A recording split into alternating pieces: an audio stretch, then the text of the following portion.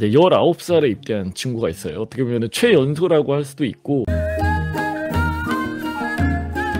충성 안녕하십니까 교수님. 모든 영상 하나하나 나올 때마다 전부 볼 정도로 재밌게 보는 구독자입니다. 사연 영상을 보던 중 제 군생활이 떠올라서 이렇게 글 적어봅니다. 15년 8월 전 강원도 춘천 백이보충대에 입대를 하였습니다. 그날은 여름이었고 하늘도 제 군생활이 순탄하지 않은 걸 아는 듯 비가 추적추적 내렸습니다. 약 3일 동안 백이보에 있으며 체력, 건강 전부 확인받고 그때 거의 모든 훈련병들의 워너비 훈련소였던 36사단 백호부대 신병교육대에 들어가게 되었습니다.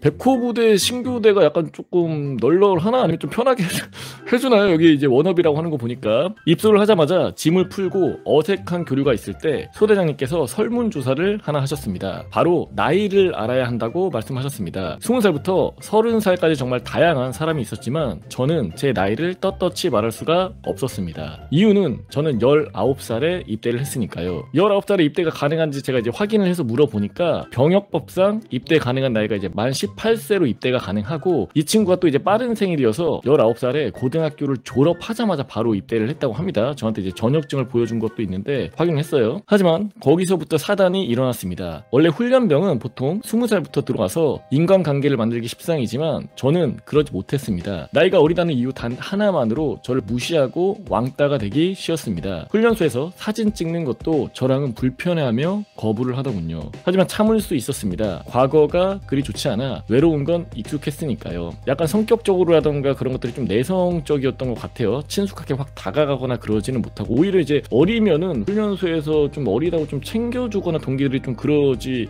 않을까 싶긴 한데, 하지만 더 큰 문제는 사단에 들어가서 시작되었습니다. 제가 들어간 곳은 운전병을 양성하는 제2야수교였습니다. 그 중에서 제가 받은 보직은 훈련병, 조리병이었습니다. 제 생활관에는 말년병장 1명, 상말 2명, 물상병 1명, 1병 3명, 2병 1명, 저 포함 총 9명이 있었습니다. 보통 조리병인 경우 교육을 받는다고 들었지만 저는 이상하게도 교육을 단 1도 받지 못한 채 바로 자대로 오게 되었습니다. 그리고 신병 보호 기간으로 약 한 달이 주어진다고 했지만 제가 실근무에 투입된 건 불과 3일 후였습니다. 모르겠어요. 제가 이제 군생활할 때는 한 달까지는 모르겠고 2주 정도를 이제 신병 대기 기간이라고 해가지고 아무것도 안 시키거든. 그냥 뭐 좀 알려주기만 하고 뭐 따라만 댕기고 이제. 그런데 본인이 이제 3일 만에 바로 근무 투입을 해버린 거야. 그런 거 없이. 문제는 태생적으로 전 허리가 좋지 못합니다. 신체 검사를 할 때도 허리가 좋지 않다는 것도 나와 있었지만 자대 간부들은 아는지 모르는지 조리병이라고 하더라고요. 온갖 무거운 것들 들고 허리에 무리가 가다 보니 점차 허리가 이상하다는 걸 느끼게 되었습니다. 초반에는 허리가 쑤셔서 그냥 파스 붙이고 참고 일을 했습니다. 그렇게 시간이 지나니 오른쪽 다리가 저릿저릿하다는 걸 느꼈습니다. 이때 의무실에 말씀을 드렸고 의무실에선 별 이상이 없을 것이다 라는 이야기만 하여 그러려니 했습니다. 보통 이제 처음에 아프다고 하면은 의무병에서 이제 진통제라던가 그런 것들을 이제 보통 많이 주거든요. 이제 그거를 좀 먹어보고 그럼에도 불구하고 이게 좀 안 나아지거나 더 심해지면은 내가 봤을 때는 좀 강력하게 얘기를 하는 게 좀 맞다고 봐. 의무병도 병으로 오는 친구들이다 보니까 어떤 지식적으로 뭔가 막 해박하거나 사실 그러지는 않거든. 그냥 기본적인 것만 처방해주고 이제 그런 친구들이기 때문에. 하지만 그 다음은 왼쪽 다리마저 저릿저릿해지고 오른쪽 다리에는 간간히 힘이 풀렸습니다. 허나 이때도 의무실에선 별 조치를 취해주지 않았습니다. 선임들한테도 보고했지만 다 그런 거라고 하며 저보고 꾀병이라고 온갖 욕설을 퍼붓더군요. 그렇게 저는 진통제, 파스 등으로 꾸역꾸역 참으며 취사실에서 일을 했지만 어느 날 힘이 풀려 주저앉게 되었고, 선임들은 그 모습을 보고 하기 싫으면 하지마 이 새끼야 라며 모욕 및 욕설을 퍼부었습니다. 실수라도 일어나게 되면 냉동 창고로 끌려가 몸통 및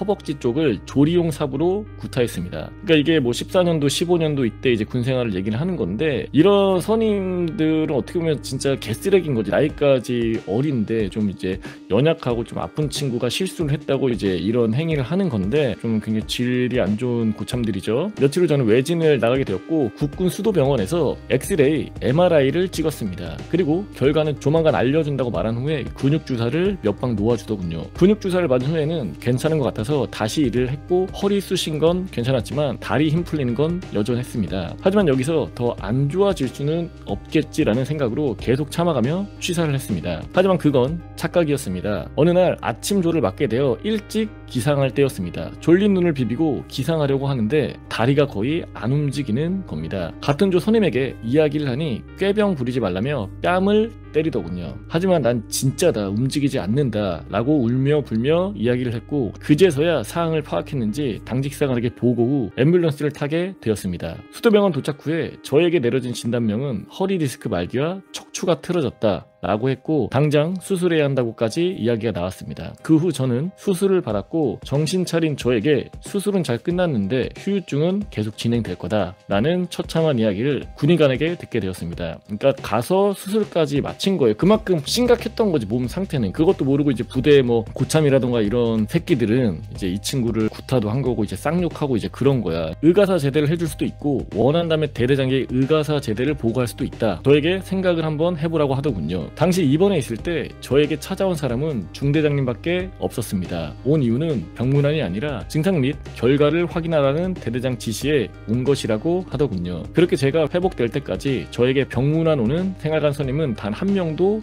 없었습니다. 저는 병원에다가는 생각해 보겠다 라는 말만 하고 의가사 제대는 하지 않았습니다. 당시에는 그동안 한 군생활이 너무 아까웠습니다. 조금만 참으면 상병을 달 수 있었고, 그때는 좀 편해지겠지 하면서 희망을 가져봤습니다. 이때 나왔어야 되는데 바로 좀 고민하지 말고, 그러니까 조금 참으면 내 생활이 조금 나아질 거야, 그런 좀 희망을 했기 때문에 이렇게 좀 결정을 좀 했던 것 같아요. 당시에는. 자대에 복귀 후에는 저에게는 많은 일이 일어났습니다. 보직이 강제 변경되어 있었으며, 변경된 보직은 행정보조병이라고 하더군요. 그래서 하는 일이 뭐냐 라고 하실 텐데, 하는 일은 하루 종일 벽 보고 앉아 있는 겁니다. 화장실에 갈 때도 행정병 선임과 같이 가야 했고, 식사는 물론 잠자는 것까지 그래야 했습니다. 행정병 선임은 제게 네가 꾀병 부리니까 내가 뺑이 치는 거 아니냐, 넌 생각이라는 게 있냐 라는 말과 번번이 구타도 가하였습니다. 심지어 취사병 선임들은 저를 벌레 보듯 했고, 제가 없는 동안 제 자리를 메꿀 후임도 들어왔겠다. 선임들은 그 후임들에게 말하길, 절 선임이라 생각하지 말고 패급이니까 네 후임처럼 대해도 된다 라고 제 앞에서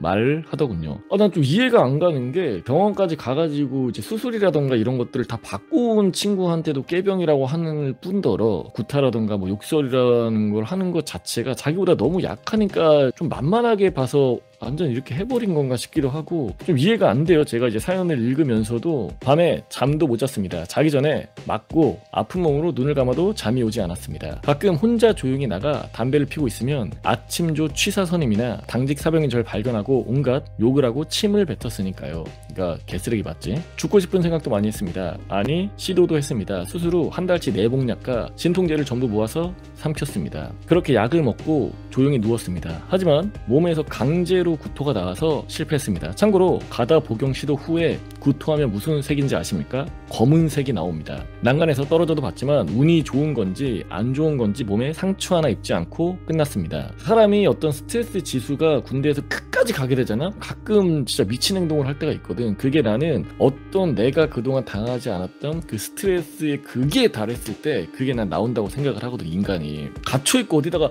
얘기를 할 수도 없고 공유가 안 돼버리니까. 이 이후 멘탈이 완전히 붕괴되어 숨 쉬는 것조차 싫었고, 이런 나를 왜 낳은 건지 이해가 가지 않았습니다. 며칠 후 대대장이 저를 찾아서 1대1 면담을 했습니다. 병원에서 의가사 제대에 관해 연락이 오지 않아 대대장님께 직접 보고를 했더군요. 그리고 제가 사고 치는 것도 다 알고 계셨습니다. 대대장님은 저에게 다음 주에 의가사 제대 준비를 하라고 말씀하시더군요. 그 말을 듣고 난 후 시간이 엄청 빨리 갔습니다. 대대장이 모든 간부에게 이야기를 한 걸까요? 모든 사병이 저를 투명인간 보듯 눈길조차 주지 않았습니다. 하지만 더 좋았습니다. 관심 없는 게 더 편했거든요. 아무튼 이 이후 전 강제 전역했습니다. 현역 복무 부적합으로, 원인은 정신병으로요. 지금은 허리는 꾸준히 아프지만 집중치료 후 일반 사람하고 다를 바가 없습니다. 연애도 하고 있고 회사 생활도 잘 하고 있습니다. 그럼 이만 1인 입대 비참했던 저의 군생활을 마치겠습니다.